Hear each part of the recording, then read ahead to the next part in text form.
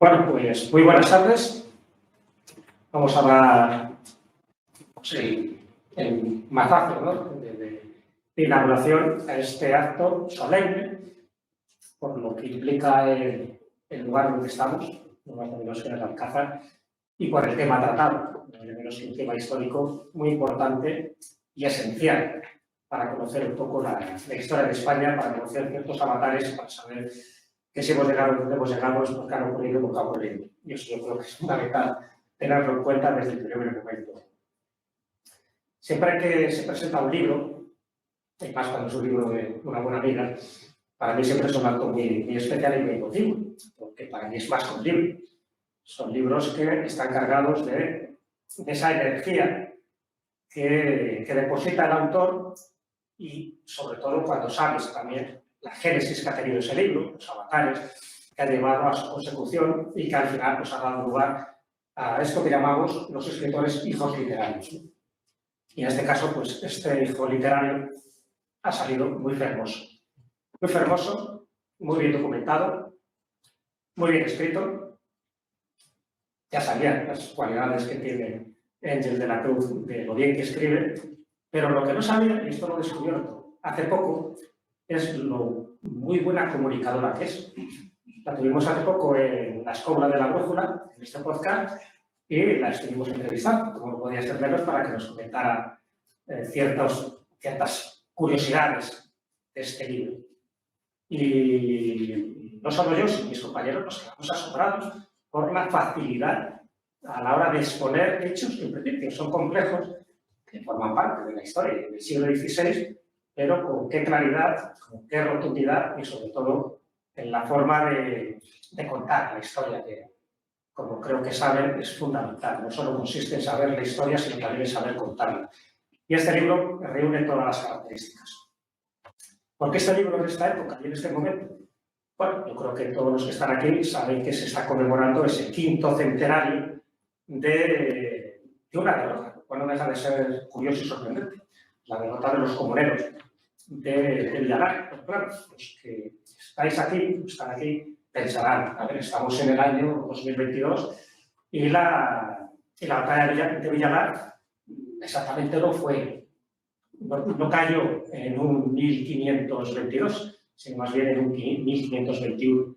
¿Por qué entonces en 1522? Porque la derrota definitiva no es exactamente con esa batalla, con esa cacería, es decir, aquí, de Villalar, sino más bien cuando la última resistencia comunera, precisamente, tiene como epicentro ese lugar donde estamos, en Toledo, en el Alcázar, y además con una mujer de bandera, con una leona de Castilla, como una de las principales adalides de esa última revuelta comunera, en la que luego seguro que comentará nuestra ilustre escritora, y en este caso presentadora de este libro. Claro, hablar de un libro donde está cargado de tantas anécdotas que a mí me llama mucho la atención, porque yo he vivido muchísimo tiempo en Valladolid. Yo asistía al día de Villalar, a ese 23 de abril. Entonces yo lo vivía de una forma distinta, ¿no? Me sentía también un comunero, iba enarbolando mi bandera morada, luego me enteré que la bandera morada no exactamente tenía que ver con los comuneros, y cantidad de errores y de historias que se han ido repitiendo a lo largo del tiempo dentro de este episodio, dentro de esta estación histórica que se maneja, además con fluidez en los comuneros, la Revolución de Castilla. Y lo digo porque, claro, cuando se habla del 23 de abril, esto es una reflexión mía personal, se conmemoran muchísimas cosas. El 23 de abril es el Día Internacional del Libro, por una parte, ¿no? ¿Saben por qué es el Día Internacional del Libro? En principio, porque dicen que ese día mueren dos grandes ilustres escritores. Por una parte Cervantes, por otra parte William Shakespeare. Habría que añadir un tercero, que casi nadie lo menciona, que es Garcilaso de la Vega y Linca. Bueno, pues curiosamente, ninguno de los tres está relacionado con el 23 de abril, porque Miguel de Cervantes muere un 22, al final le entierran al día siguiente, se sabe perfectamente, además está enterrado en el convento de las Trinitarias Descalzas, pero el día de defunción es el día anterior, y lo que se hacía en aquel año, igual que se hacía, es enterrarle al día siguiente, por lo tanto, el 23 de abril, pero no muere el 23 de abril. Y en el caso de William Shakespeare, también muere el mismo año, en 1616, pero se estaba aplicando el calendario juliano, que no el gregoriano que ya se estaba aplicando en el orden católico, ¿no? Sobre todo en Francia, en España, en Portugal, y los ingleses pues, lo adoptaron 2 siglos después. Son muy suyos y quisieron, y un poco también en contracorriente en el caso de adoptar el calendario. Y al final, en su calendario nuestro, no en el suyo, pues ya no sé si sería un 23 de abril, el nuestro sería pues, un 4 de mayo. Por tanto, tampoco coincidiría con ese 23 de abril. Y, por supuesto, Garcilaso de la Vega le ocurre lo mismo, como digo el día anterior y fue enterrado el día siguiente. Entonces, es curioso, ¿no? Como un 23 de abril se convierte en un Día Internacional del Libro cuando realmente no debería ser esa fecha exacta. Igual que es el Día de San Jorge para muchísimas comunidades españolas, como puede ser Cataluña, como puede ser Aragón, como puede ser muchas ciudades, en Génova, en Barcelona, en tantos sitios. Sin embargo, estamos hablando de un santo que era turco, que era de la Capadocia, pero sin embargo, en España le tenemos como muy asumido, como algo muy consolidado dentro de nuestras tradiciones sagradas. Llama la atención. Igual que llama la atención que precisamente el día de la fiesta de Castilla y León sea el día de una derrota en lugar de una victoria. También llama la atención. Porque lo normal es que se conmemore victorias, ¿no? Que sean hazañas bélicas de renombre. Sin embargo, las circunstancias históricas, que aparecen muy bien reflejadas en el libro, lo que hacen es que se esté celebrando ese día en concreto una derrota. ¿Por qué una derrota? Llama la atención a cualquiera que no sea toledano, a cualquiera que no sea español. Estos españoles, como los gatos, están un poco locos. No, porque lo que se está haciendo es una conmemoración que va mucho más allá de una derrota, o de esas 2 derrotas, la primera la de la batalla de Villava y luego la que se ocasiona el día de San Blas al año siguiente en Toledo con la vida de María Pacheco. Lo que se conmemora es mucho más. Estamos hablando de la primera experiencia revolucionaria y moderna, porque estamos hablando de la edad moderna, que se produce en España y, por supuesto, en Europa. Y eso marca carácter, porque el acontecimiento como tal es muy corto en el tiempo, dura muy poco, al final. O sea, la revolución, desde que se empieza a ver ruidos de sables hasta que María Pacheco se tiene que ir, estamos hablando de meses.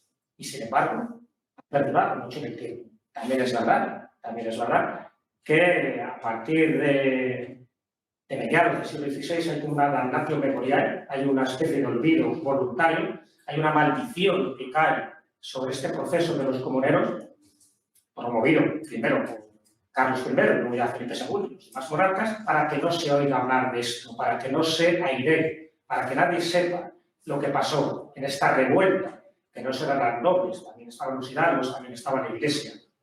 ¿Por qué? ¿Por qué ese intento de silencio? ¿Por qué no se quiso que eso fraguara para que no siguiera adelante? Está claro que había muchos intereses y muchas razones de Estado. Pero bueno, tenemos que esperar hasta finales del siglo XVIII, principios del XIX, ya con las primeras revoluciones y movimientos liberales, para que esto salga a la luz. Y aquí viene otra de las paradojas que quería también resaltar, porque a mí me llamó la atención en su momento, igual que esto de conmemorar una derrota.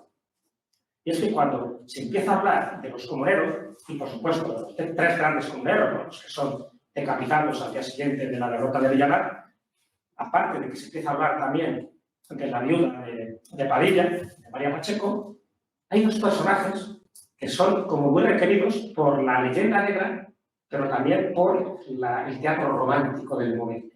2 personajes muy vinculados también a la Revolución Comunera, cada uno en un bando, pero que adquieren todos los tintes dramáticos y legendarios para decir, qué curioso que durante tantos siglos no se les haya nombrado y justo ahora aparecen, pero como personajes malditos. Por una parte estaría el obispo Acuña, Antonio Acuña, que como ya saben también estuvo participando activamente en la Revolución Comunera, codo con codo también con María Pacheco, codo con codo aquí en el Alcázar, hasta que lo ve todo perdido y huye, se larga a Francia. Quiso ser el arzobispo de Toledo, de la de Zamora, no lo consiguió, tuvo muchísimos problemas y cuando ya vio que no había nada que hacer, se larga, pero se larga por poco tiempo porque al final es capturado y es ejecutado en la fortaleza de Simancas. ¿Pero quién le ejecuta? Ni más ni menos que otro de esos personajes románticos que a José Zorrilla, por ejemplo, el gran vallisoletano, pues le encandiló bastante, que era el alcalde Ronquillo, Rodrigo Ronquillo, de las tropas realistas, alcalde de corte en aquella época, y es el que se encarga de ejecutar, en este caso de dar garrote vil, como se decía en la época, al obispo de Acuña. Pero claro, hacer aquello, que era una especie casi de acto de herejía, porque ¿cómo matas a un obispo, ni más o menos, a un prelado? Matar a un noble, matar a un plebeyo, eso era relativamente fácil, me refiero, para que no tuviera peligro tu alma. Pero en este caso tuvo que pedir hasta clemencia, ¿no?, al Papa, al Papa de la época, creo que era Clemente VII, para, bueno, pues expiar sus pecados. Pero claro, Ronquillo, y ahí está la leyenda que la recoge Zorrilla, pues dice que cuando él muere, ¿no?, y además todo es una leyenda bastante fantasiosa, ¿no?, que tuvo en el convento de San Francisco, en Valladolid, 2 diablos justo en el momento de que está expirando, le recogen, abren un boquete en el techo y se lo llevan al infierno precisamente por haber hecho esa ejecución, una ejecución por otra parte totalmente lícita y legal, porque se lo había mandado ni más ni menos que el monarca, Carlos I.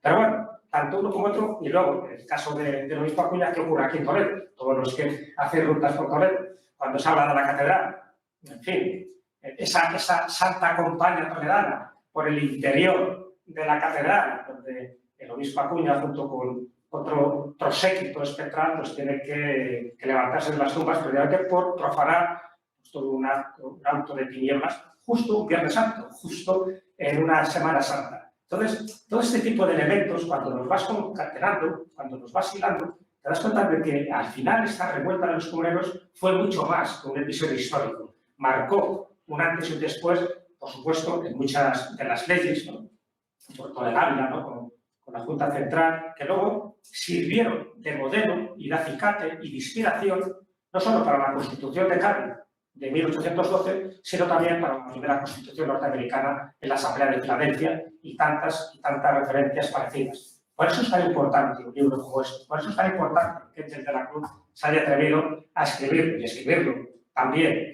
Por eso, yo creo que va más allá que una mera obra literaria, que un ensayo, ¿no?, histórico, como es este caso. Y con esto concluyo, porque y eso que tengo la voz hoy tomada, pero me emociona siempre cuando hablo de un libro que a mí particularmente me ha gustado y sobre todo me ha encandilado porque me ha hecho revivir episodios de mi infancia, cuando estaba en las fiestas de Villalar, y todo lo que había leído del alcalde Ronquillo y cantidad de estos personajes.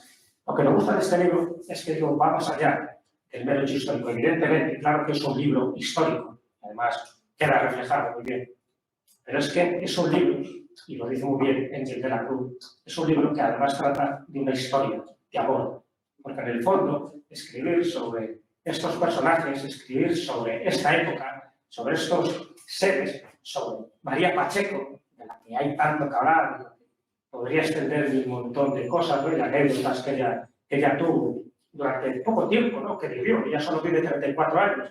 De hecho, la casan a los 15 años, a los 16, y al final encabeza todo este tipo de rebelión, una vez que ejecutan, que matan a su marido, pues con tan solo 23, 24 años. O sea, que estamos hablando de una mujer muy precoz, muy joven, muy valiente, por eso la Leona de Castilla, o la Brava Hembra, como también así la denominaron, que era solo ya por sí daría para un libro, para una película, incluso para toda una serie, ¿no? Yo creo que hay que reivindicarla, y hay que reivindicarla más. Bueno, estamos porque aquí está su impronta, está su huella, está su energía, ¿no?, esos cañones, que no solo los dirigía hacia las tropas realistas, sino también a sus propios hombres cuando se intentaron sublevar contra ella. Había que tenerlos bien puestos para hacer algo parecido del siglo XVI. Por eso digo que este libro, como bien dice Ángel de la Cruz, no solo es un libro de historia, es un libro de historia de amor hacia los personajes, de amor hacia la historia, de amor hacia ese momento cumbre, ¿no?, donde hubo un vuelco en ciertos ideales, en ciertos criterios, en ciertos valores, y donde a partir de ese momento, por una parte se tergiversaron y por otra parte se ensalzaron. Como bien saben, a día de hoy hay defensores de que aquello fue realmente una revuelta a favor de la libertad y en contra del absolutismo, y otros dicen pues, prácticamente todo lo contrario, de que realmente los comuneros eran los más reaccionarios y los más conservadores. Para todo hay en el reino del Señor, pero un libro objetivo, donde se cuenten las cosas con esta claridad, era necesario. Por lo tanto, Ángel de la Cruz, una buena amiga, una buena escritora, una buena comunicadora, tengo que dar las gracias en nombre, creo que de todos, por haber hecho realidad algo que se estaba demandando. Y justo era el momento en el que tenía que salir. En este quinto centenario, no de la derrota de Villalar, sino de la victoria que tuvo María Pacheco cuando, contra toda corriente, pues defendió unos ideales, unos valores que luego con el tiempo se han demostrado que es lo que realmente identifica a un ser humano, sea un hombre o una mujer, que es ese el valor, la honestidad y sobre todo el amor por lo que hace y sobre todo por su tierra y por una serie de principios que a día de hoy nunca debemos olvidar. Así que sin más dilación, con todos ustedes, Ángel Betancourt.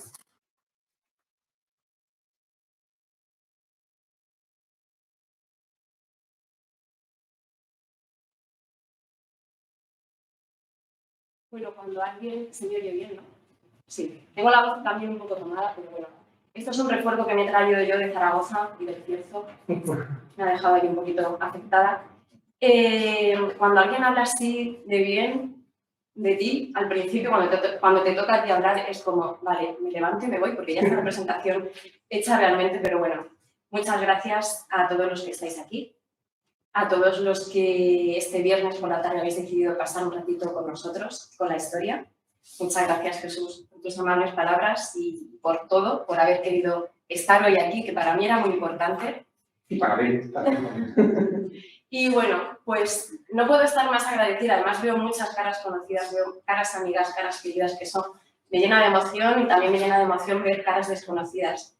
Porque es como, bueno, he logrado acercarme no solo a la gente que en cierto modo pues ha venido pues a echar el rato conmigo, con ellos, sino que ha querido acercarse a la obra que he escrito sin saber quién soy. Y eso tiene mucho mérito y os doy las gracias a todos.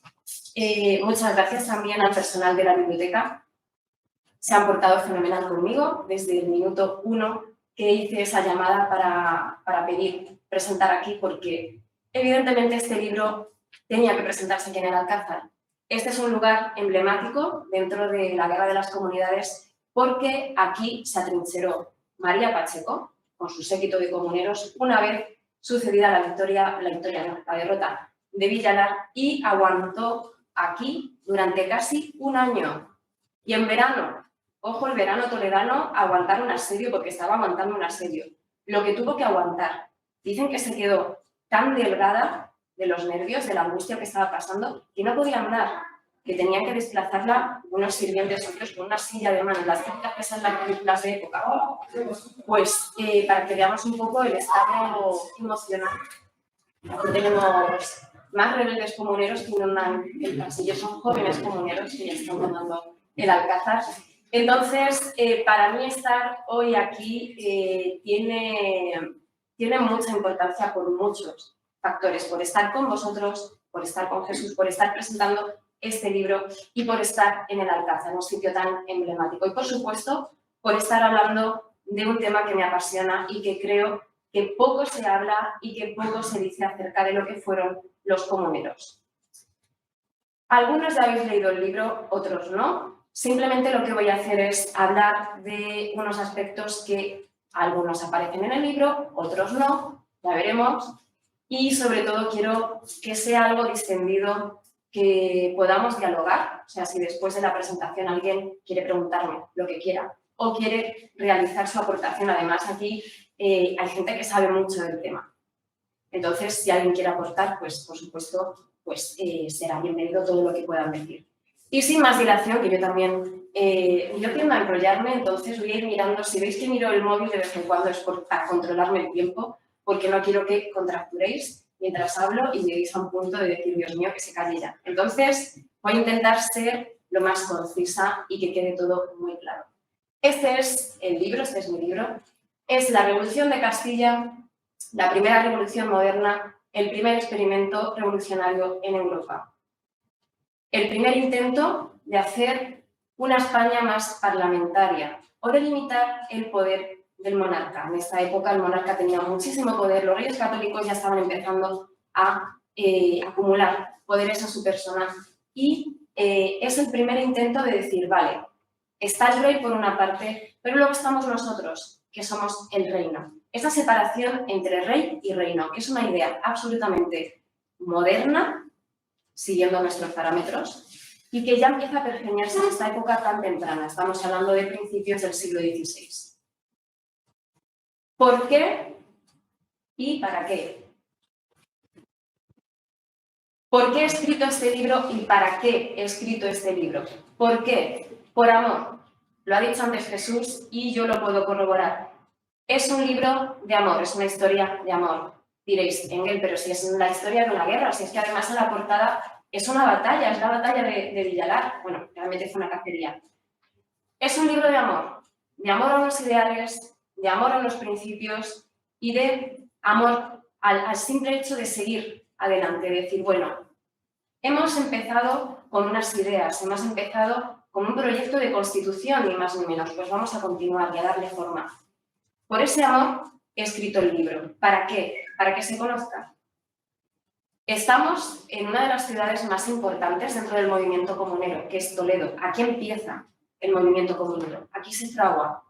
Pero aquí en Toledo realmente se tiene poco conocimiento de lo que fue la Revolución Comunera. No se sabe apenas.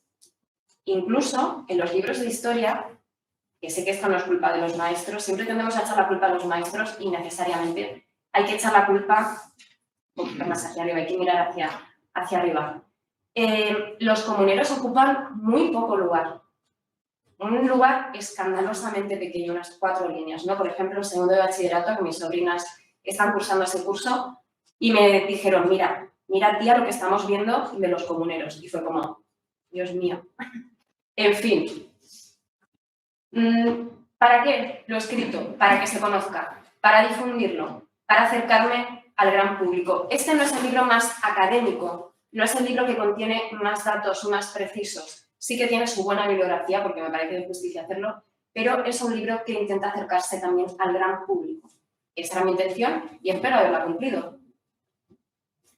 Aquí tenemos, yo creo que la escena más paradigmática, yo creo que lo que más tenemos en cuenta, o uno de los fotogramas de la Revolución, que es este magnífico cuadro que ya se pinta a finales del siglo XIX.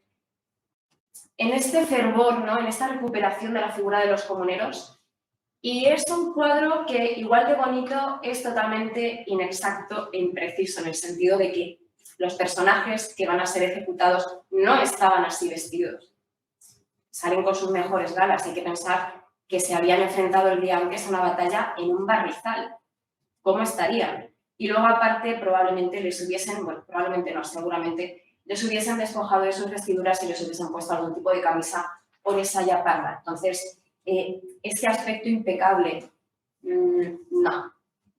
Además, Juan de Padilla fue herido muy gravemente en el rostro, por lo tanto, tendría que tener una herida bastante considerable. Esta imagen es la que nos ha quedado, pues la más paradigmática de los comuneros, que serían Bravo, Padilla y Maldonado. ¿Quiénes eran?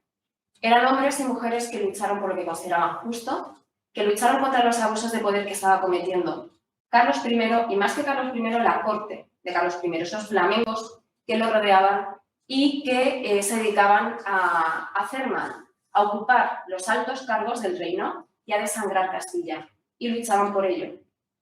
Aquí tenemos más en detalle lo que sería la escena central del cuadro que aparece en la portada del libro. He querido huir como el que huye de la peste y he querido evitar utilizar el cuadro que he puesto anteriormente. Sé que tenéis buena memoria, pero por si acaso, lo he querido evitar a toda costa, porque este cuadro es tan paradigmático que se ha utilizado en casi todos, y cuando digo casi todos, es un 99% real, de las publicaciones que se han hecho acerca de los comuneros. Tan paradigmático y tan famoso y tan incrustado está en nuestro subconsciente colectivo. Entonces, he querido evitar este cuadro y he preferido utilizar este otro, que es otra pintura historicista. Sí que es cierto que no es tan vistoso, no hay tanto colorido, pero sí que me parece, primero, más fiel a lo que fue la historia, porque vemos una escena de guerra en su crudeza, vemos el barro, ese barro, esa lluvia que no dejó de caer ese día en Villalar y que convirtió la cacería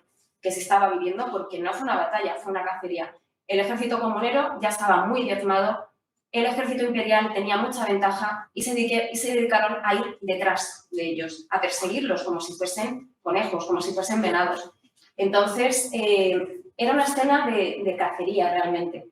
Y esa lluvia no facilitó las cosas al ejército comunero. Entonces vemos barro, intuimos sangre, pero al igual que el cuadro anterior, que sé que tenéis buena memoria, pero lo vuelvo a poner yo, por si acaso, como a mí solo me supone hacer así, con la flecha, lo pongo.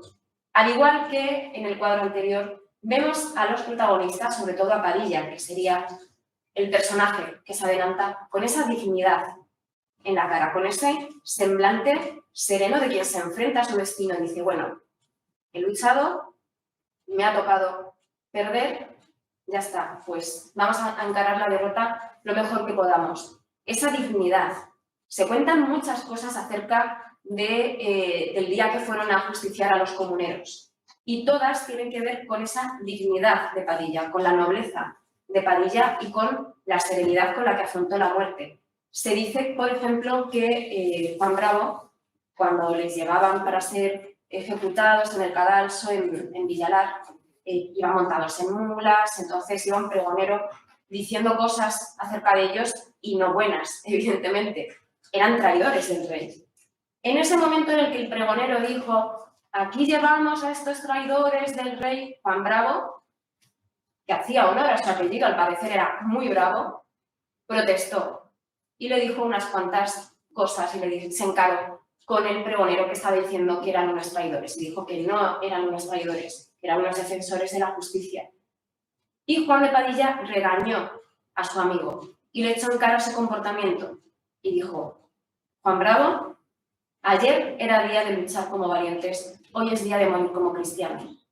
Entonces, esa proverbial bondad, nobleza, como queramos llamar, de Padilla, también aparece reflejada en este cuadro de aquí. Hay que verlo más, hay que buscarlo más porque la escena es un poquito más grande, pero aquí aparece, digamos que sería la tónica o el punto en común entre los dos cuadros. No tenemos que olvidarnos, si estamos hablando de Bravo, estamos hablando de Padilla, estamos hablando de Maldonado, no debemos olvidarnos de uno de los personajes más importantes dentro de la Guerra de las Comunidades y uno de los elementos diferenciadores de este periodo, que fue la figura de María Pacheco. Una figura revolucionaria, doblemente, porque ella era revolucionaria, porque ella se implicó en la revuelta comunera y porque era una mujer que se puso al frente de sus tropas y se puso en el Alcázar, que por cierto no es exactamente este edificio, es el emplazamiento. Cuando hablamos del Alcázar en época comunera era el Alcázar anterior, que era de época islámica, pero bueno, el sitio es el mismo. Esta mujer ocupó el Alcázar y esta mujer se puso al frente de una ciudad entera. Y era una mujer, y no solo era una mujer de condición noble. Por lo tanto, ese carácter revolucionario es doblemente, triplemente, como queramos decir, todavía más revolucionario por su condición femenina y por su condición de noble. Pero, vale, muy bien, Engel, lo pillamos. ¿Te gustan los comuneros? Es una historia interesante, pero ¿qué han hecho los comuneros por nosotros? Por cierto, la imagen no tiene nada que ver con los comuneros. Si alguien pilla la referencia, ¿sí? Sois de los buenos, entonces. Bueno, para la gente que se ha quedado un poco en plan, ¿qué es esto? Bueno, es un fotograma de la vida de Brian, cuando están hablando en su emblemática escena de qué han hecho los romanos por nosotros. El vino, el acueducto, la paz social, etc. Bueno, pues, por cierto, Monty Python, si habéis leído el libro ya sabéis que también los menciono. ¿Era justo? Sí, y necesario también. Bueno, no voy a desvelar más detalles del libro para aquellos que no lo hayáis leído. Por cierto, esta película seguro que la echan la semana que viene, segurísimo. Así que quien no la haya visto, que la vea. Es imperativo moral. ¿Qué han hecho los comuneros? ¿Cómo se han prolongado? ¿Cómo han logrado alargar su sombra a lo largo de los siglos? Estamos hablando del siglo XVI y estamos hablando de ellos en pleno siglo XXI. ¿Algo habrán hecho? Sí, ni más ni menos que el primer proyecto constitucional, protoconstitucional, como queramos llamarlo, que es la Ley Perpetua de Ávila, que tenéis ahí. La Ley Perpetua de Ávila creo que debería de ser lectura obligatoria en los institutos. Lánzame en directa a todos los profesores de instituto que estáis aquí, que sois alguno. Hola, Armando. Esto tendría que ser, por lo menos algún fragmento, lectura obligatoria en los institutos. ¿Por qué? Porque ayuda a entender lo que fue el periodo de las comunidades y lo moderno de su contenido, digamos que lo moderno de su programa. La Ley Perpetua de Ávila contiene esta separación entre rey y reino, contiene prerrogativas no tan revolucionarias como que, por ejemplo, pues el rey tuviese que casarse en Castilla o quedarse en Castilla. Esto no suena tan revolucionario, pero para el momento que está viviendo sí, porque precisamente el rey estaba en Alemania y además los castellanos en la época tenían el convencimiento de que se iba a quedar ahí, de que iba a ser un rey extranjero en el extranjero, que se iba a quedar allí, pues que era su tierra, que tampoco Alemania era su tierra, pero bueno, pero se iba a quedar en sus tierras y seguramente mandaría algún regente extranjero en Castilla, que no haría ningún bien a la tierra. Entonces, la Ley Perpetua de Ávila, por ejemplo, habla de los indios de América, de la recién descubierta América, habla de mejorar esas condiciones en las que estaban esos indios. Entonces, por eso digo que esta ley debería conocerse más y debería ser lectura obligatoria en los institutos. Como bien ha dicho Jesús, que me ha hecho, sin saber de lo que yo iba a hablar, esto es la magia, ¿no? De la sinergia. Hasta en la fonía estamos sincronizados. Impresionante. ¿Casualidad? No lo creo. Bueno, pues sin saber realmente cómo iba a ser mi presentación, pues sí que me ha servido muy bien, os ha servido muy bien de puente para lo que voy a decir. Como bien ha dicho Jesús antes, cuando ocurre la derrota de Villalar y cuando María Pacheco tiene que huir a Portugal, cuando se termina la resistencia toledana el 3 de abril de 1522, estamos de centenario, estamos celebrando ese centenario. Por cierto, qué poco se ha celebrado el centenario. Es impresionante y vergonzoso. Pero bueno, puntos suspensivos. No vamos a hacernos más sangre. Tras la huida de María Pacheco a Portugal, la derrota comunera, empieza a meterse a los comuneros en el cajón del olvido, ¿no? Es como, bueno, ya no interesa que la gente sepa quiénes eran, todo lo que hicieron, esas prerrogativas tan modernas, no, porque los reyes vinieron Carlos I, bueno, se continuó Carlos I en el reinado y luego Felipe II, eran reyes que tenían una concepción muy absolutista del reinado y muy patrimonial. Entonces, ese tipo de rebeldías, no. Lo conveniente era que no se escuchasen o lo conveniente era que se apartasen. Por eso hubo una destrucción sistemática de documentos que tenían que ver con la época o documentos de la época. Y por eso es tan difícil para aquellos que nos dedicamos o que hemos querido escribir sobre la época comunera, es tan difícil muchas veces concretar algunos datos, porque hubo destrucción sistemática de documentos. Y muchas veces tenemos que basarnos en crónicas, que las crónicas de la época hay que tenerlas en cuenta hasta cierto punto, porque generalmente eran mandadas a escribir por un personaje importante, generalmente el rey. Entonces, hay que coger con pinzas muchas veces los datos. Entonces, ese olvido en el que caen los comuneros termina con el siglo XIX. En el siglo XIX ocurre una conjunción de factores fortuitos que a las personas, a los hombres y mujeres de la época, les tocó. Es como que sintieron esa llamada comunera, dijeron, uy, los comuneros existían. Y además, seguro que si los comuneros viviesen ahora, en el siglo XIX, serían liberales como nosotros. Ellos tenían ese pensamiento. Ellos se sentían, los liberales españoles, se sentían descendientes de los comuneros. Habían pasado 3 siglos, pero bueno, ellos seguían considerándose hijos de Padilla. Y tenían como esa afinidad histórica con ellos.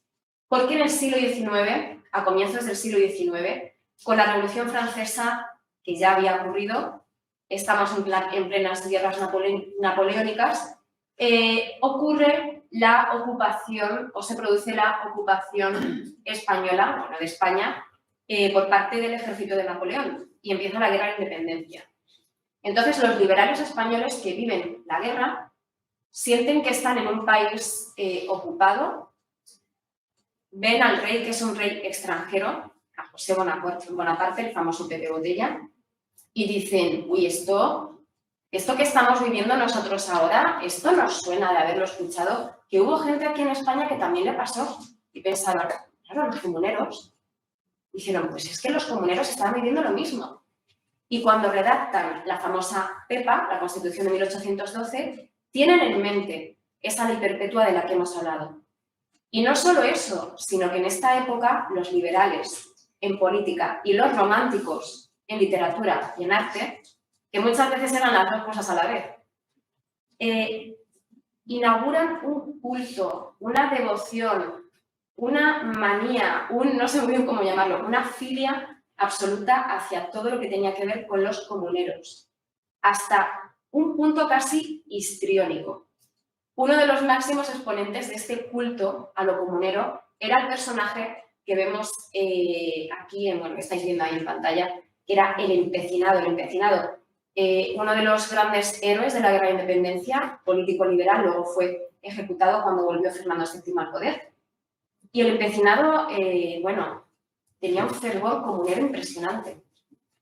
Y él protagonizó una de las historias más curiosas y más hilarantes que contiene el libro, sin duda, que es la expedición a Villalar. Y es que el empecinado, que era muy empecinado, y en esta ocasión el título lo he puesto no solo por hacer la broma, si yo tengo este humor extraño, ¿vale? Pero sí que se empecinó más que nunca, porque él estaba convencido de que los comuneros estaban enterrados en Villalar, spoiler, no estaban en Villalar, y fue o comandó una expedición con el único propósito de acudir a Villalar a desenterrar los cuerpos de los comuneros para poder rendirles culto, como si fuesen santos, como si estuviesen buscando reliquias. Llegaron a Villalar, la gente del pueblo les dijo, uy, pues la batalla fue aquí. Ahí cerca de la iglesia, ahí está la picota, pues los cuerpos así, yo creo que van a estar ahí. Además, la tierra está removida, pues a lo mejor está ahí. Digo, bueno, pues si lo dicen los del pueblo, ¿quién va a saber mejor de las cosas del pueblo que la gente del pueblo? Si lo dicen los del pueblo, van a estar ahí. Cavaron y ¿qué encontraron? 3 cuerpos, sin cabeza. Bueno, con la cabeza separada del cuerpo, pero ya está. Los hemos encontrado, ya están aquí los comuneros. Desenterraron esos cuerpos, los pusieron en una urna. El empecinado fue a la campa de Villalar y dio un discurso que al parecer aquello, vamos, le daban hasta las piedras del discurso emocionado que dio el empecinado en Villalar. Ese culto, ¿no?, a esos cuerpos comuneros. Bueno, si he dicho antes que no estaban los comuneros en Villalar, ¿qué pasó? ¿De quiénes eran los cuerpos que desenterraron? Bueno, pues a saber de quiénes eran. No lo sabemos ni lo sabremos nunca. Todo fue una farsa orquestada por el pueblo de Villalar.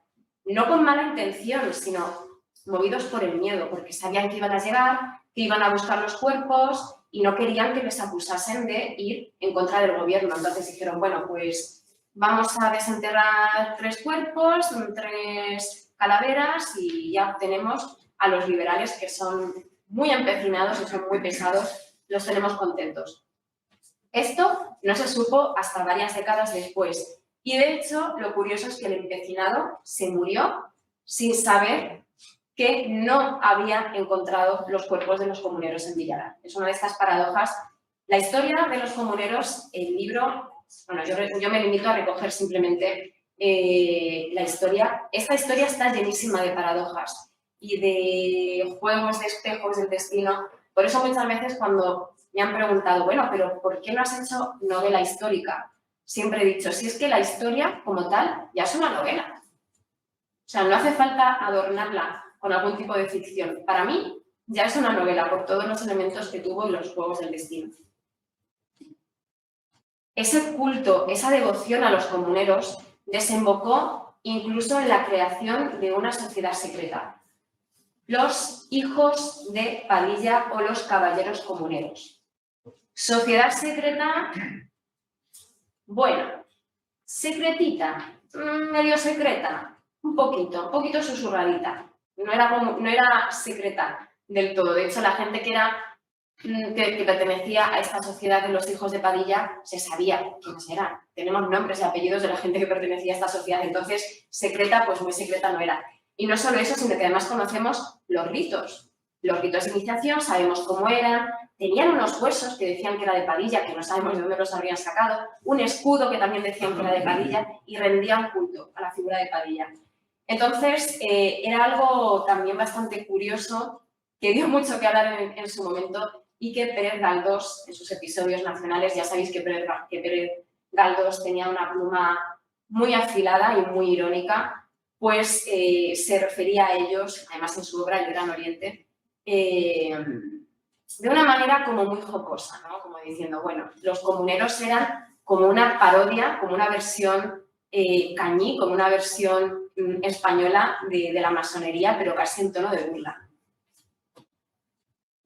¿Qué han hecho los comuneros por nosotros? Bueno, la República no, los comuneros no eran republicanos. No eran republicanos, por favor, no confundamos términos. Eran monárquicos, ellos querían que siguiese el rey o la reina Juana.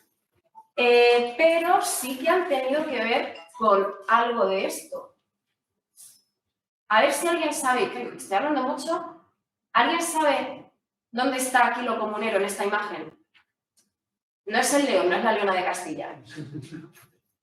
Estoy escuchando por ahí el morado. Bueno, pues el morado. Es el morado de la bandera. El morado de la bandera republicana es morado por Castilla. Por Castilla, por los comuneros. Porque se consideraba que el color de Castilla era el morado porque el pendón que llevaban los comuneros en batalla era morado. El pendón de Castilla era morado. No. El pendón que llevaban los comuneros, me atrevería a decir que ni siquiera era carmesí, era un pendón blanco con una cruz roja. Y en todo caso, llevaban el pendón de su ciudad, que al ser ciudades de Castilla, tendrían un fondo carmesí, un fondo rojo. ¿Qué pasa? Aquí se da una afluencia igual de casualidades bastante importante y bastante curiosa. Primero, las banderas rojas, con el tiempo, se ponen del color de vuestras sillas.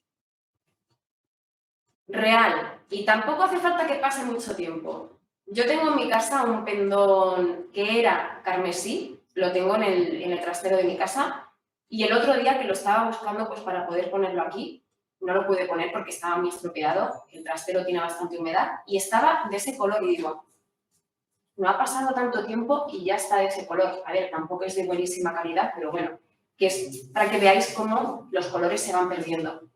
Y luego, aparte, existía un tercio dentro del regimiento, bueno, dentro de los regimientos que mandó crear Carlos III, existía un regimiento que era el de los morados, que posteriormente se llamó el regimiento de Castilla. Los morados de Castilla, Castilla, morado. Además, la bandera es morada. Ya tenemos el lío hecho. Entonces, el morado es tradicionalmente el color de Castilla sin serlo, porque el color de Castilla es carmesí. Pero bueno, a partir de entonces se ha asociado a Castilla con el morado y todavía hoy en día es el color de Castilla y sobre todo es el color del castellanismo. ¿En serio? Sí. A ver, ¿qué tiene que ver este señor con los comuneros? Pues afortunadamente nada. De hecho, seguramente no sepa ni quiénes son, ni falta que hace. ¿De qué color lleva este señor la camiseta? Morada. ¿Por qué? Porque antes el Real Madrid llevaba el escudo, una franja morada, era el morado de Castilla. Nos guste más, nos guste menos, como en mi caso, en fin, madridistas no se enfaden conmigo. ¿Qué más han hecho los comuneros por nosotros? Nomenclatura. La Junta de Comunidades. Qué casualidad, ¿no? Junta, como las juntas comuneras, comunidades, como la guerra de las comunidades. La Junta de Castilla y León. Sí, esa nomenclatura se la debemos a los comuneros. ¿Qué más le debemos a los comuneros? Dejando ya el tema de símbolos, nomenclatura, etcétera, debemos también productos culturales. Como por ejemplo, esta película de los años 50, La Leona de Castilla, protagonizada por Amparo Rivelles, ahí la veis. Y bueno, fue una película que, pese a que el franquismo no fue especialmente amigo de los comuneros, bueno, os voy a hacer un resumen porque voy dando saltos, a lo mejor en uno de esos saltos que he dado ya os habéis perdido. Los liberales en el siglo XIX recuperan la figura de los comuneros empiezan a ser figuras heroicas, se mitifican, etc. Tras el periodo liberal, tras el periodo romántico, llega el realismo, llega, bueno, también un poquito más adelante llega la generación del 98, el regeneracionismo, la restauración, el periodo de restauración y, en gran parte por culpa de ese fervor romántico que se tenía hacia lo comunero, empiezan a perder valor los comuneros. Y ya dicen que, bueno, que era gente un poquito atrasada, porque Carlos V de Alemania, pues claro, venía con ideas europeas, venía con ideas avanzadas. Y estos comuneros eran pues castellanos que estaban en su pueblo con sus araos, sus cosas, y no querían saber nada ni de Europa ni del mundo. Y se empieza a desprestigiar. Con la Primera República y con la Segunda República vuelve a valorarse la figura de los comuneros. No en vano la bandera republicana tiene ese color morado comunero.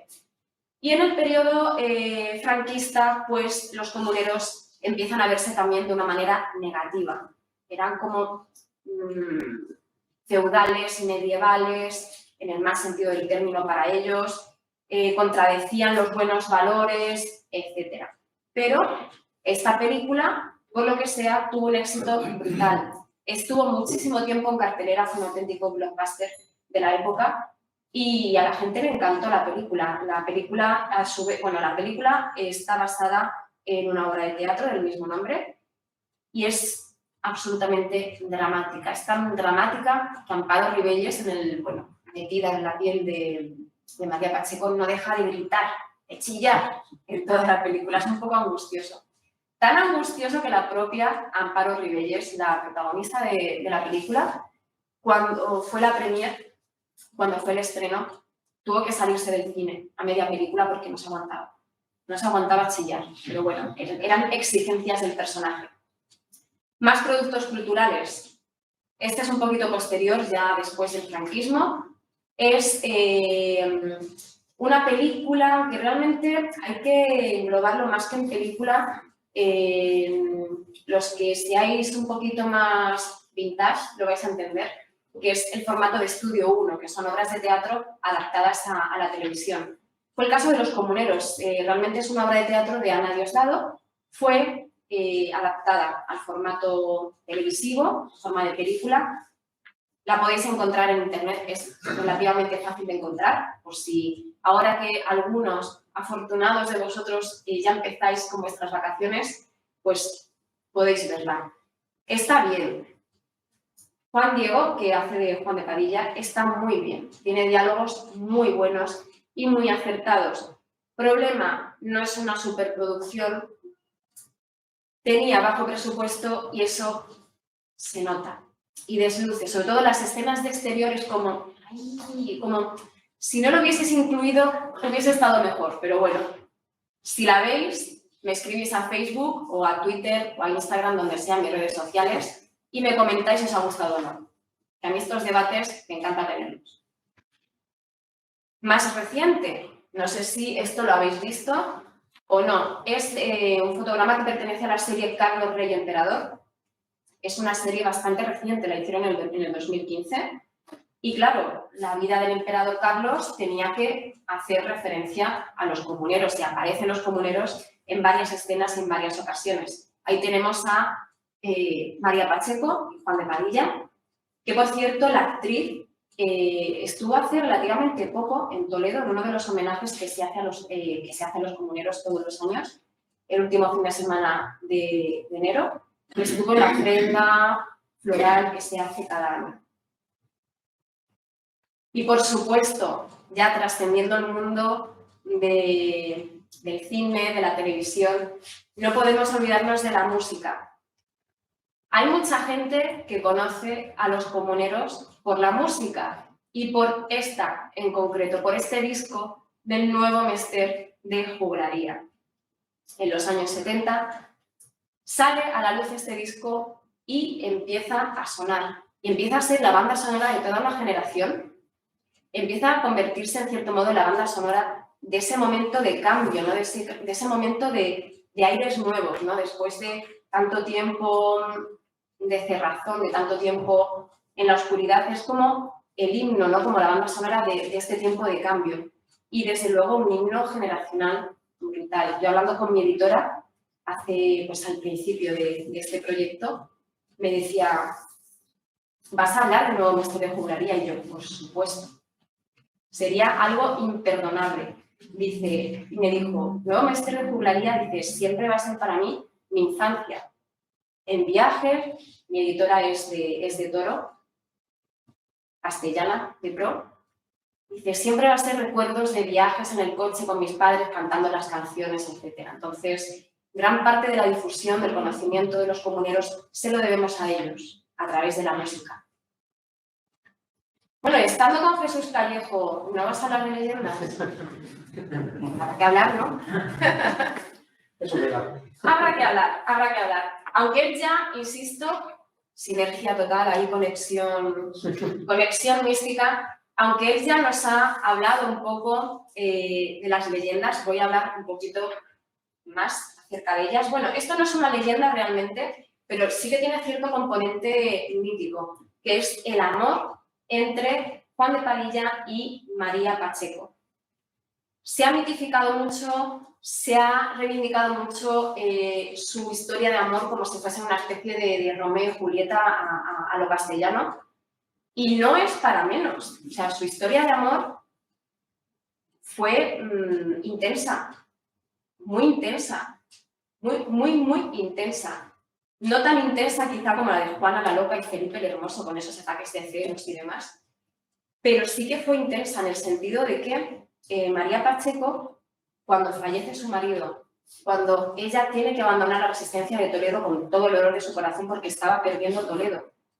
Ella no era toledana, era de Granada, pero tenía Toledo en el corazón, ¿no? Con temas sentimentales. Ella lo que más quería era ser enterrada junto a su marido. Juan de Padilla es enterrado en Villalar o en el monasterio de la Almeda, no lo sabemos a ciencia cierta, y ella está en Portugal, ella se entierra en la Catedral de Porto. Lo que pide en su testamento es que cuando se pueda, poder ser enterrada junto a su marido. Es lo único que quería, ser enterrada con él, ya que no podía ir físicamente a Villalar a estar con él o a velar la tumba de su esposo, por lo menos en muerte. No se consiguió. Se perdieron los restos de Juan de Padilla, se perdieron los restos de María Pacheco y no llegaron a ser enterrados juntos y no podrá hacerse. Lo que sí puede hacerse, quizá en un futuro, es que sus dos esculturas estén juntas. Tenemos la escultura de Juan de Padilla en la Plaza de Padilla, además tenemos el enorme honor de tener aquí a su creador, que es una cosa que no me esperaba y estoy así como ¡ay! Medio emocionada. Y también se hará una escultura a María Pacheco. Entonces, bueno, quizás sería un homenaje muy justo que los dos estuviesen juntos. Y ya saliendo un poco de tema de esculturas y demás, el amor entre estos personajes se mitificó tanto que durante un tiempo se consideraron que eran ciertas unas cartas que contenía la crónica de Fray Antonio de Guevara. Unas cartas de Juan de Padilla preciosas, una dedicada a su mujer y otra dedicada a la ciudad de Toledo. Son falsas. Las escribió Fray Antonio de Guevara. ¿Cómo lo sabemos? Lo sabemos comparando las cartas reales de Padilla y las cartas de Fray Antonio de Guevara. No son la misma persona, no es el mismo estilo, no es el mismo estilo florido que tenía uno, y el estilo Juan de Padilla se expresaba muy bien, pero era más austero. Entonces sabemos que son falsas y ya se consideran falsas del siglo XIX. Aquí tenemos a otro personaje de leyenda, absolutamente, que es el obispo Acuña. El obispo Acuña, también ha dicho Jesús, bien antes, que protagoniza todos los años, según la leyenda, una comitiva espectral, una especie de santa compañía o de estantigua, como decimos aquí en Castilla. Pero además en Toledo, como somos así de chulos, no tenemos a la estantigua en el valle, a lo mejor, quién sabe, por ahí en los pinos de Olías, ahí rondando. No, no, no. Nosotros en Toledo tenemos nuestra estantigua dentro de la catedral, por supuesto. Hombre, ya que somos de Toledo y tenemos esa catedral, pues que la santa compañía, que la estantigua desfile por la catedral. Y además, la estantigua siempre desfila el mismo día, que es el Viernes Santo, dentro de una semana. Si alguno os atrevéis, pues ya sabéis, quedaos en la catedral, escondeos, que os dé la noche y a ver qué veis. Porque, según la leyenda, un viajero en el siglo XIX, movido por la curiosidad, porque ya se decía que todos los Viernes Santos se escuchaba cosas dentro de la catedral. Había luces extrañas, se escuchaban lamentos. Entonces, este viajero dijo, bueno, pues habrá que investigar, habrá que ver qué es lo que está pasando en la catedral. Entonces, se escondió en la catedral, cerraron, se quedó dormido y le despertaron unas voces de ultratumba. Abrió los ojos y lo que vio le dejó perplejo. Vio una comitiva de espectros, de esqueletos. Las estatuas salían, o sea, bajaban de las peanas y se unían a la comitiva. Los personajes de los cuadros también salían de los cuadros y se unían a la comitiva. Y todo esto, por si acaso no fuese espantoso de ver, todo esto acompañado de unos lamentos y de unos lloros horribles. Cuando vio el personaje esto, salió corriendo de la catedral. Bueno, antes de salir corriendo dijo, ¿esto quién lo provoca? Y se dio cuenta de que a la cabeza de esa comitiva espectral había un personaje, un esqueleto, con mitra y con espada. Y llegó a la conclusión de que era el obispo Acuña. Salió de la catedral, al día siguiente lo encontraron, relató lo que había visto y murió del susto. Un susto que le duró bastante, es una leyenda, vamos a tener un poquito de licencia poética, ¿vale? Pero murió del susto. Y es la comitiva espectral del obispo Acuña, que todos los Viernes Santo tiene que hacer penitencia. ¿Por qué? Porque cuando llegó a Toledo cometió el sacrilegio de interrumpir el oficio de tinieblas del Viernes Santo que se estaba celebrando en la catedral.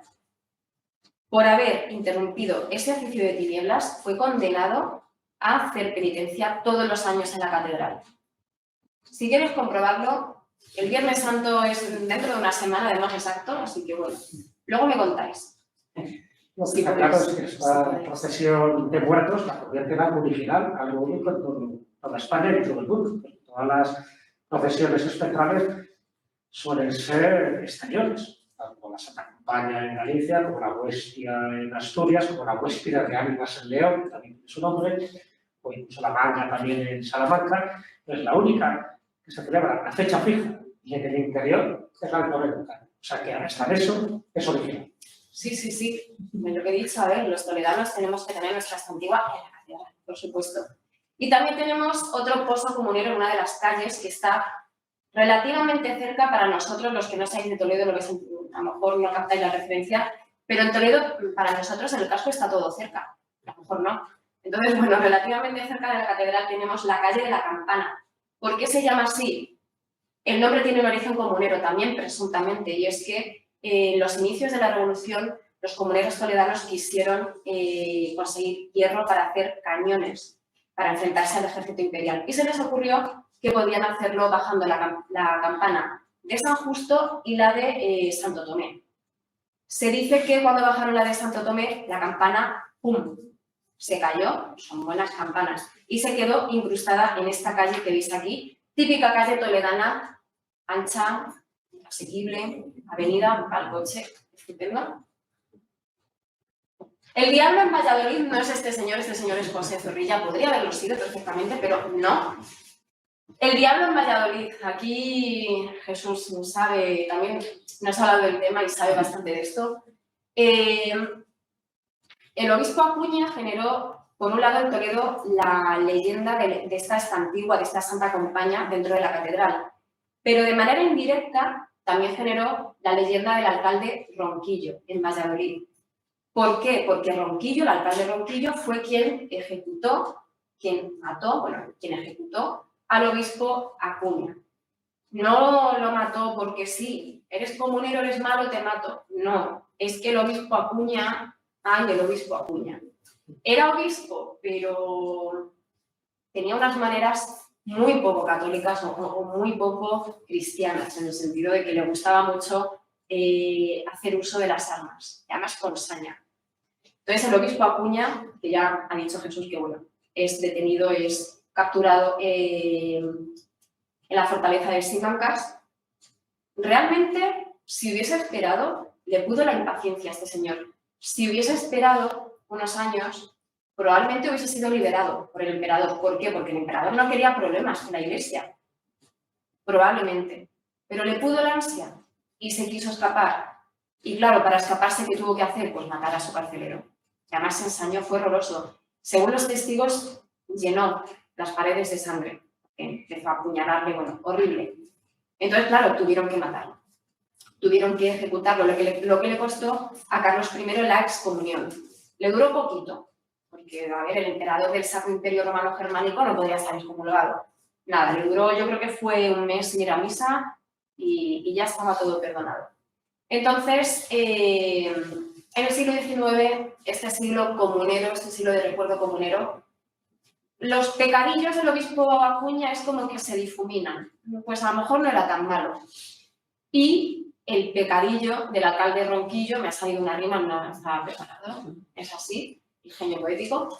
El pecadillo de este hombre pues se magnifica, ¿no? Porque ojo qué cruel que mató al obispo Acuña, pobrecito, el obispo que no había hecho nada, pues fue él y lo mató.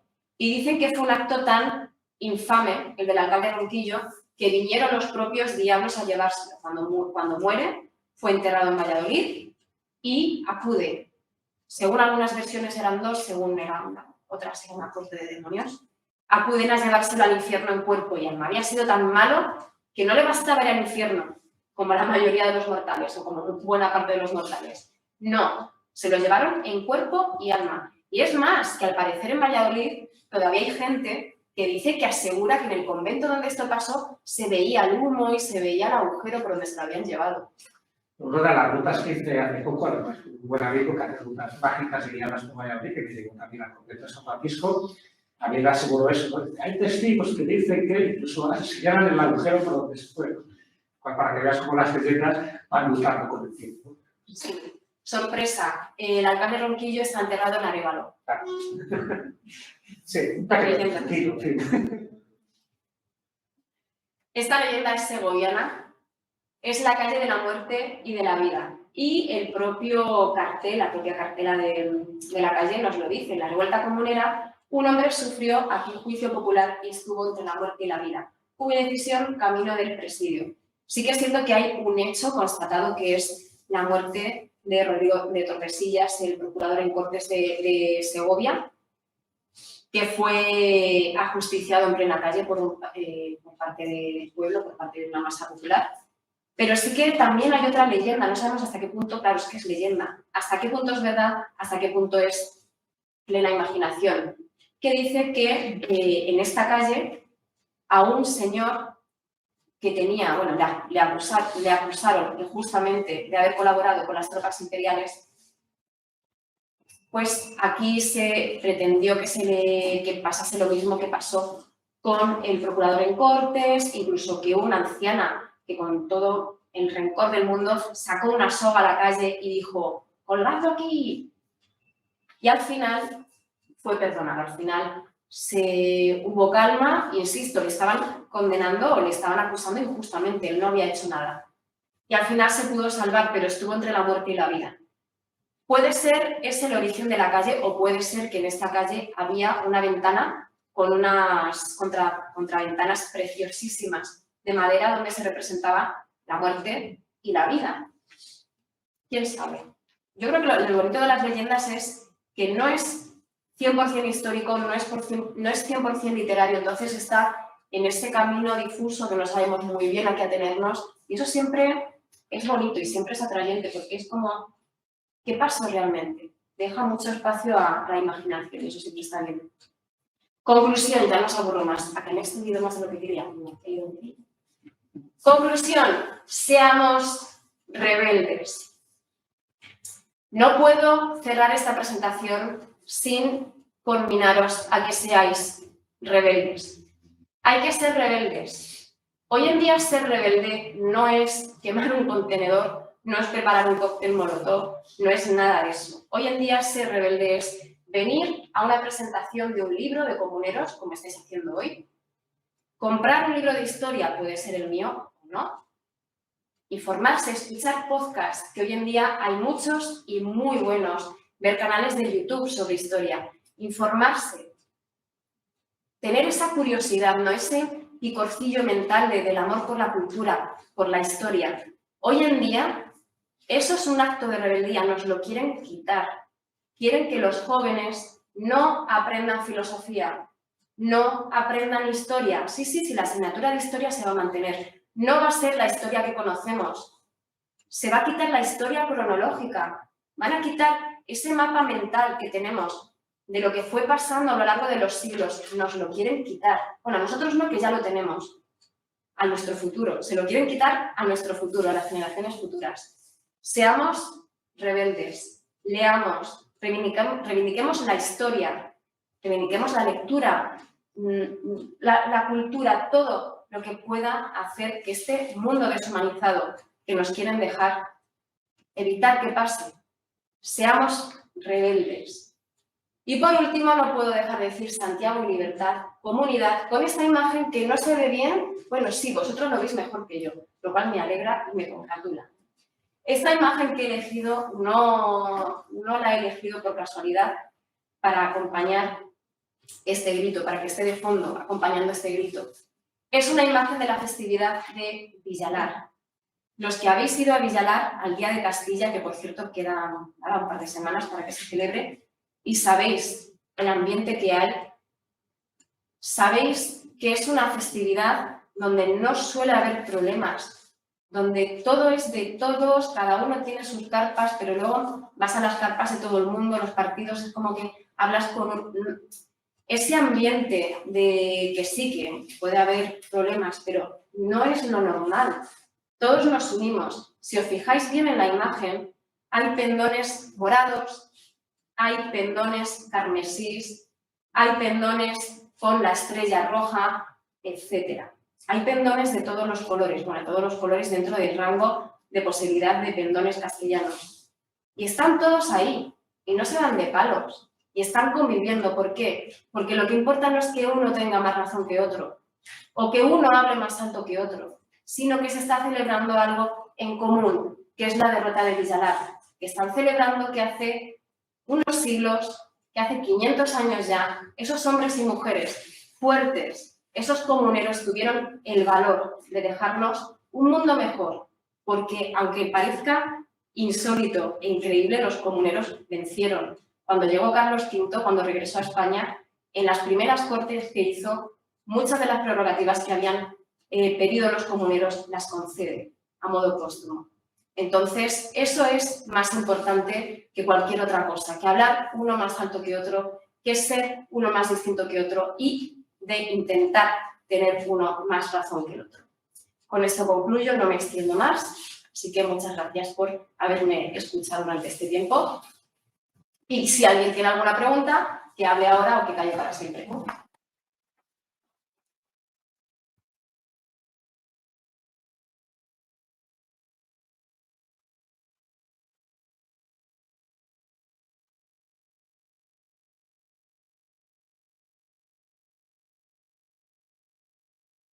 Muchísimas gracias. ¿Alguien tiene algo que aportar, algo que preguntar, algo que decir? Bueno, mientras anima la gente, que seguro que siempre la primera es la más complicada, sí. Quiero hacerte una pregunta, porque también era una duda que ha surgido, parte que no muy aclarada en tu libro, pero posiblemente también la tengan muchas de las personas que están aquí ahora presentes. Claro, se habla de la Revolución Comunera, siempre son protagonistas todos, ¿no? La verdad que se habla mucho de María Pacheco, pero claro, da la sensación de que no había muchas más mujeres implicadas, además también, por supuesto, de Juana Lócaro, que también apoyó en su momento todo este movimiento. Pero, ¿qué pasa con las otras mujeres? Tenemos a la viuda de María, pero Maldonado y Bravo estaban casados, sus mujeres tuvieron algún tipo de protagonismo, aparte de estas mujeres, de las dos esposas de los dos comuneros. ¿Hubo alguna otra mujer que de una forma a lo mejor indirecta o secundaria tuvo algún tipo de participación o de protagonismo? Pues sabemos poco, en parte por esa destrucción de documentos de la que he hablado antes, que eso nos hace la vida muy difícil. A todos los niveles y en este periodo histórico en concreto más. Sí que hubo mujeres, otras mujeres comuneras, ¿no? De hecho, hay monografías y artículos interesantes que hablan de las otras comuneras. Lo que pasa es que no se sabe mucho. La más comunera de las mujeres de los comuneros fue María Coronel, esposa de Juan Bravo. María Coronel era hija de judío converso, de uno de los judíos más famosos de Segovia, si no el que más, y el más influyente. Y María Coronel se casó después de fallecer su marido, se volvió a casar y creo que fueron varias veces, si no me equivoco. Aparte de esta destrucción de documentos que conllevó la derrota de Villalar, lo que hizo también el emperador Carlos I fue confiscar los bienes de los comuneros e imponer sanciones y multas a aquellos que habían participado en la causa comunera. María Coronel tenía mucho dinero, insisto, pertenecía a la comunidad judío-conversa y era hija de uno de los judío-conversos más poderosos de Segovia, si no el que más. Entonces, sus bienes, los bienes de Juan Bravo, que no eran pocos, fueron confiscados y María Coronel los reclamó. Ella sola, o sea, sin el marido, en plan, por favor, Carlos, devuélvele los bienes a mi mujer de su difunto esposo. No. Lo reclamó ella y lo recuperó, que tiene todavía más mérito. Y luego la mujer de Francisco Maldonado, bueno, de los dos Maldonados, poco sabemos de ellas. Se volvieron a casar y no trascendieron, pero digamos que como mujer comunera empoderada tenemos ahí a María Coronel. ¿Alguna pregunta? Que hable ahora, que calle para siempre. Que calle para siempre. O si alguien tiene, no preguntas, sino si alguien tiene algo que aportar, algún dato interesante que se me haya podido pasar. A ver, tened en cuenta ser buenos y tened en cuenta que no he contado toda la historia porque si no todavía, ahora mismo, en este momento estaríamos en 1519. Sí. Entonces, tened en cuenta pues, que no he hablado bien del proceso histórico. Quien quiera escuchar de mi propia voz más aterciopelada que la de hoy, porque me habéis pillado en un momento muy malo, podéis escuchar los distintos podcasts que he estado grabando durante todo este tiempo, que han sido 2 meses, el libro tiene 2 meses de vida, pero han sido 2 meses pues, que han dado mucho de sí. Han dado mucho de sí. Entonces, pues si alguien quiere escuchar más el desarrollo, por ejemplo, de cómo aconteció, etcétera, pues puede escucharme. Y si no, de todos modos, pues me gustaría que alguien aportase algo, pero si no, no pasa nada. Eso quiere decir que se ha quedado todo clarísimo. Entonces, no seáis tímidos. ¿Nada que comentar? Bueno, sí. Podríamos terminar con Castilla entera. Por supuesto, Castilla entera se siente comunera. Sí, yo quería preguntar, porque, bueno, ver si el alzamiento no en cierta forma obedeció a políticas fiscales, al menoscabo que se producía o que se estaba planteando con las alcábalas que iban a afectar a la naturaleza y que luego también tuvo que ver con el empleo. Sí, fue una de las grandes causas. No la principal ni la única. Si leéis algunas monografías acerca del tema, os puede aparecer el tema de los comuneros como un movimiento antifiscal y solo antifiscal. Es como que la única motivación que tuvieron fue pues esa política abusiva de impuestos.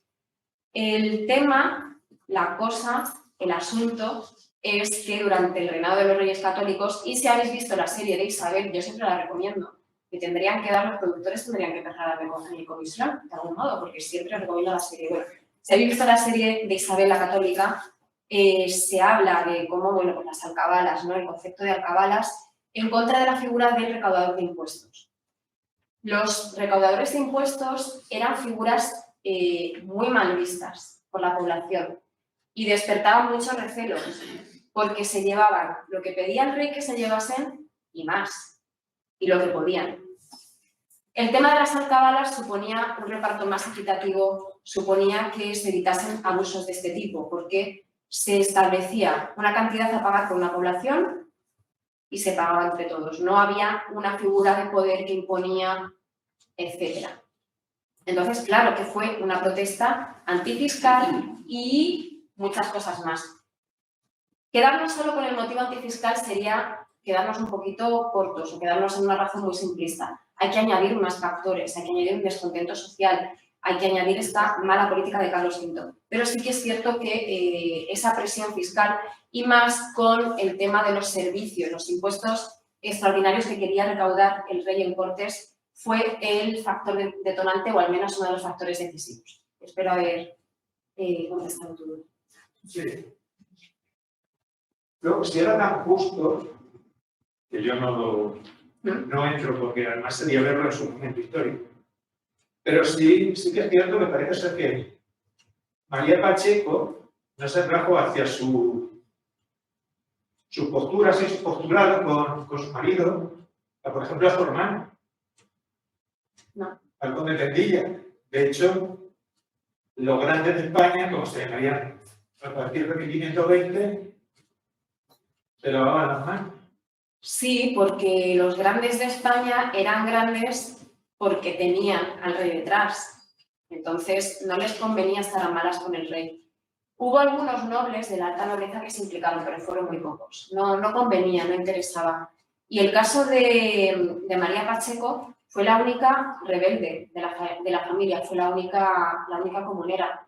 El resto de los hermanos, entre ellos el gran Diego Hurtado de Mendoza, una figura que a mí me parece fascinante, que me encanta, se mantuvo en el mando imperial, se mantuvo apoyando a Carlos. No fue una excepción, hubo muchas familias en las cuales hubo miembros que eran fieles al emperador, pero otros sí que fueron comuneros. Gracias a esa situación en algunas familias podemos saber más datos porque sí que se conservan cartas. Las cartas familiares, la mayoría pues no llegaron a destruirse de una manera tan sistemática como la documentación.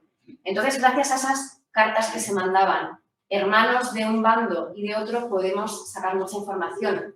Aquí en Toledo tenemos un ejemplo paradigmático. Tenemos a Garcilaso de la Vega, soldado imperial, uno de los grandes soldados del ejército de Carlos I, que era hermano de Pedro Laso de la Vega. Gran comunero no, era un poquito traidor, pero era comunero. Y eso se repetía en muchas familias. Hay que pensar que era una guerra civil, la guerra de las comunidades fue una guerra civil, y el contexto de guerra civil más reciente que tenemos, que es la Guerra Civil Española, pasaba lo mismo. Dentro de una misma familia podía haber miembros que eran de un bando o que eran de otro. La Santa Justa llegó a pedir subsidios a determinadas ciudades. Es que lo he leído. La Santa Junta de Ávila. Sí, en determinadas ciudades, en determinadas villas, aportaciones para precisamente mantener la guerra. Obviamente Sí, claro. Sí. A ver, hay que tener en cuenta el sistema de ejército o el sistema de guerra que era la guerra de las comunidades. Eran milicias populares, eran milicias de las ciudades, milicias municipales. Entonces, el sistema de milicias lo que implicaba es que había que pagar una soldada a los miembros de la milicia y eso, evidentemente, ese dinero tenía que llegar de un sitio. Entonces, también pedían impuestos y también pedían que se pagase para mantener el ejército. Y se favorecieron de la acumulación que había hecho en tiempo de Cisneros la gente de ordenanza, ¿no es así? Sí, así es. Hasta cierto punto, hubo un momento en el que se quedaron sin dinero. Por ejemplo, María Pacheco, en el verano de 1521, tuvo que entrar de rodillas como para pedir perdón por adelantado por lo que iba a cometer, por el sacrilegio que iba a cometer, pero tuvo que entrar en el sagrario de la catedral para robar una cruz de plata y otras joyas para poder pagar la soldada a las milicias. El movimiento comunero surge en Castilla. Sí, Se propaga o se extiende a la periferia, a Andalucía y demás. Y el caso negativo, ¿cuáles son las razones de por qué surge en Castilla y no se extiende? surge en Castilla, surge en Toledo porque Toledo no solo tenía el estatus de ser una de las ciudades más importantes en el reino, sino que tenía el estatus de ser una de las ciudades más importantes de la cristiandad por el arzobispado de Toledo. Entonces aquí en Toledo surge por el descontento del clero, que aquí el clero siempre ha tenido mucha importancia, ¿no? Y también surge porque cuando muere el cardenal Cisneros en Toledo ponen como arzobispo al sobrino de Guillermo de Foix, un jovencito de 18 años, que no había pisado Castilla ni la pisó jamás, porque murió unos pocos años más tarde, muy jovencito. Eso fue motivo de escándalo y eso hace que en Toledo explote la revolución. Digamos que todo nace aquí en Toledo. Se extiende en Castilla, porque empieza por Salamanca y demás, y digamos que se queda la revolución muy acotada en un marco geográfico concreto, que sería lo que es la cuenca del Duero, la cuenca del Tajo. No llega a trascender mucho más. Hubo revolución fuera de lo que hoy entendemos como Castilla, que no es lo mismo que era Castilla en el siglo XVI. Sí, si nos salimos, insisto, de lo que tenemos hoy pensado que es Castilla. Sí que hubo. Bueno, en el Reino de Aragón tenían las germanías, tenían su propia revolución, pero eso, ahí no me meto porque si no me voy a extender 3 horas. Tenía su propia revolución, lo cual nos hace o lo cual nos indica que Carlos I no lo estaba haciendo tan bien, porque en 2 de sus reinos peninsulares tenían problemas, además gordos, bastante acuciantes. Hubo levantamientos en Sevilla, por ejemplo. Lo que pasa es que se discute mucho si fue un intento de adherirse a la causa comunera o si fue únicamente rivalidad entre bandos de las ciudades, entre distintos bandos nobiliarios. Ahí está la duda. En Extremadura hubo levantamientos en Plasencia y poco más. En País Vasco hubo algún altercado, pero tampoco llegó a trascender. Realmente se tiene que entender por rivalidades entre ciudades o rivalidades dentro de una misma ciudad entre bandos. Y en Galicia, por ejemplo, que podía haber prendido la llama comunera, no se hizo porque ahí estaba el arzobispo Fonseca, que se reunió con los nobles y dijo, no pasaron. Y no pasaron. Ahí estaba Fonseca, que Fonseca era un arzobispo muy contundente. Y además en Galicia tenían un mal recuerdo de las revueltas en Mandiñas, que habían ocurrido años antes, y no querían que volviese a pasar. Además, las revueltas en Mandiñas fueron muy crueles con el patrimonio, con los castillos, con los nobles, y tenían ese miedo y fueron muy rotundos, y por eso no se expandió. ¿Algo más? Puede ser que también obedeciera que en Galicia no tenían representación en Cortes, iba por Zamora. Sí, también puede ser, pero ahí hay que entender el poder de la nobleza, que ya estaba muy cabreada con las revueltas en Mandiñas, y también la figura de autoridad que se ponía el arzobispo Fonseca. A mí no deja de sorprenderme que, sin embargo, las provincias vascas no se unieran, No. que Cantabria y Asturias, Galicia, en realidad es un movimiento muy castellano. Sí, se quedó así, casi por casualidad, y así se ha quedado. Por eso los movimientos castellanistas reivindican tanto la causa comunera, porque fue una revolución que se redujo a Castilla. Por eso es la revolución de Castilla. Pero no será que ese movimiento tiene una amplia base social, popular, como consecuencia de las condiciones de la economía de Castilla, que no es coincidente con el resto de la región, sobre todo la periferia, no más. Claro. Las condiciones de la periferia eran muy distintas. La periferia había comercio, era más próspera. En Castilla, en el interior de Castilla, estamos hablando de una sociedad más agraria, ganadera, etc. Las condiciones no eran las mismas. Es lo que pasa con Burgos, por ejemplo. Burgos y Toledo. Siempre nos hemos estado dando de palos, Burgos y Toledo, vaya por Dios.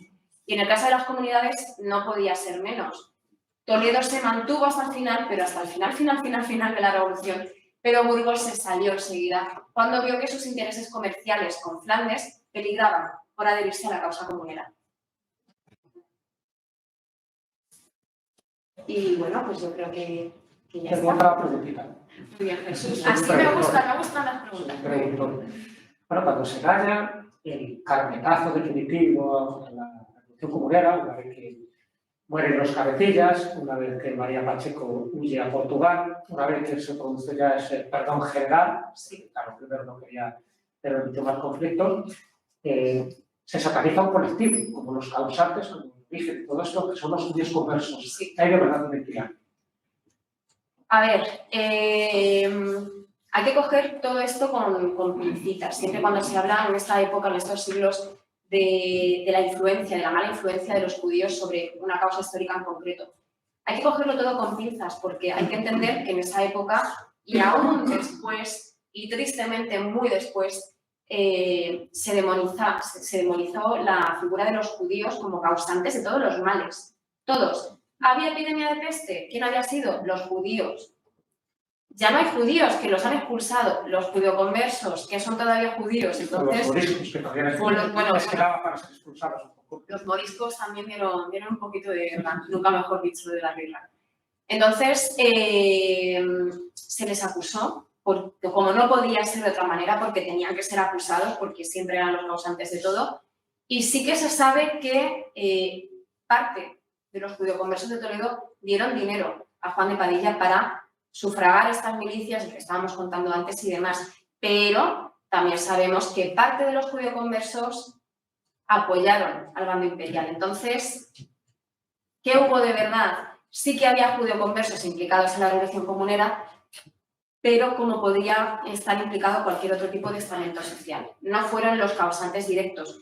Después de la Revolución Comunera, sobre todo, esto, gran culpa de ello lo tuvo el cardenal Silicio y sus leyes de pureza de sangre, limpieza de sangre. Las leyes del cardenal Silicio, él ya echaba la culpa de la revolución de las comunidades a los judeoconversos. Y ya se quedó ahí incrustada esa idea de, uy, han sido los judíos que son malos, han hecho esto. Incluso si nos si nos vamos para atrás en el tiempo, si nos vamos para atrás en el tiempo, ya en la propia época de las comunidades, el almirante de Castilla decía, esto es culpa de los judeoconversos, pero porque había que echarle la culpa a alguien, porque era una guerra de castellanos contra castellanos, y además de castellanos nobles, baja nobleza, pero nobles, contra nobles. Era como no se entiende, no se puede entender. ¿Quién tiene la culpa? Los judíos mismos, ya está. Sí. Los chivos expiatorios. Chivos expiatorios, y además que es algo que tristemente ha sido durante mucho tiempo. Pues bien que se están sacando la espina ahora los judíos. Uy. Bastante. Bueno, ¿alguna pregunta más? Bueno, pues damos por concluido este estupendo acto, que yo creo que estamos de acuerdo, que vamos a salir un poco más sabios que como hemos entrado. Gracias desde la Cruz por este libro. Un fuerte aplauso.